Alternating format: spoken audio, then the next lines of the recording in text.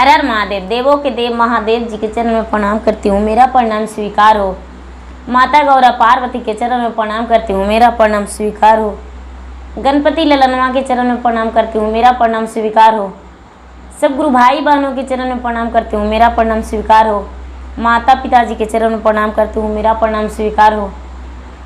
गुरु भाई बहन, मैं एक कथा सुनाने जा रही हूँ।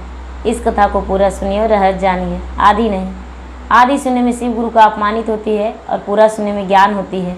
इसलिए कथा को पूरा सुनिए और रहस्य जानिए। हर हर महादेव, घर घर महादेव। गुरु भाई बहन, एक राजा थे और एक रानी थी। राजा साहब अपने राज को बहुत अच्छे से संभाल रहे थे और उनका समय बहुत अच्छा चल रहा था। रानी जो थी वो भी खुश थी। रानी भगवान की भक्ति में लीन रहती थी। रानी भगवान की पूजा करती थी, सब भगवान की पूजा करती थी और पूजा करके भोजन करती थी। रानी का जब विवाह हुआ तो कुछ ही दिन बाद, साल 2 साल बाद एक पुत्र पैदा लिया।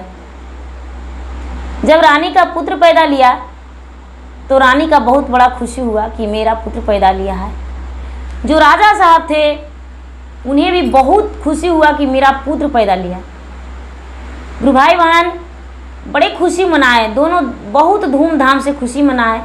अपने प्रजा को बताएं, उनका प्रजा भी जो थे बहुत नाचे गाए, मस्ती किए और खुशियाँ मनाए।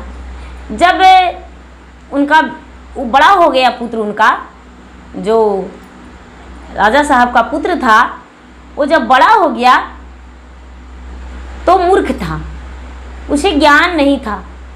राजा साहब को लगता था कि कभी भी मेरा बेटा बुद्धिजीविक नहीं होगा, इसका ज्ञान नहीं होगा। फिर भी रानी साहब जो थी वो धीरे धीरे अपने बेटा को पढ़ाने लिखाने लगी, मेहनत करने लगी और पढ़ाई लिखाई में शुरुआत कर दी कि बेटा तू पढ़ो लिखो और पढ़ लिख के कुछ ज्ञानी बनो।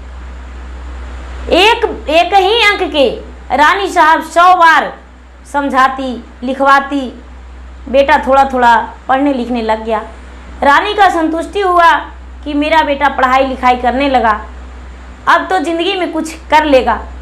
लेकिन राजा साहब का विश्वास कुछ भी नहीं था।